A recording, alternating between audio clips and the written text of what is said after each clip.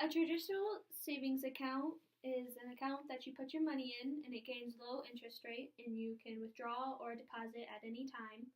Another type of saving would be it's called a money market account. You put your money in here and it gains a higher interest than a traditional savings account. The minimum balance is a lot higher than normal savings, and you can get fees if you withdraw over so many times from the account, but you can add to it and withdraw from it. There just might be fees that come along with it. Another account would be a CD. You put a set amount into it and it locks it away for a certain date, and you're not allowed to touch it or add to it until the maturity date.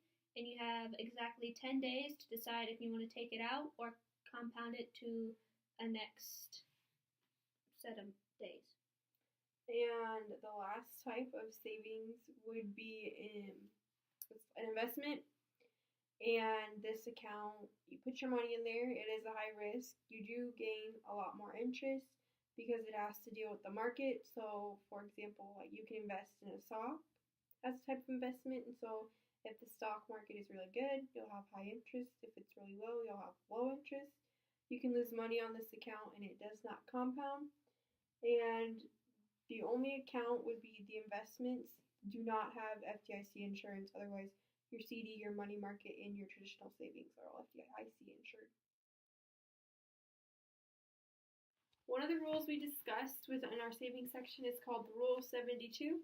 And this rule tells you how long it will take your money to double sitting in an account. So the equation for this is 72 divided by your interest rate equals the amount of time it takes to double.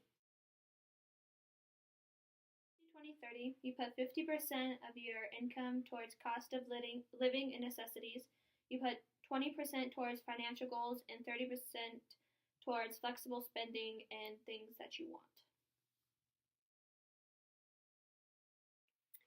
So interest is the percent you gain on an account. So basically how much money you get for having your money in a bank.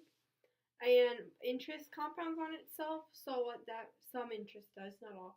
So what that means is you're in like 2% interest and you have, which is really high for interest, just throwing out numbers. And you have $100, you get $2 of interest for each compounding period. And so then the next time you get interest, you'll get 2% interest on the $102 that you have from the first period.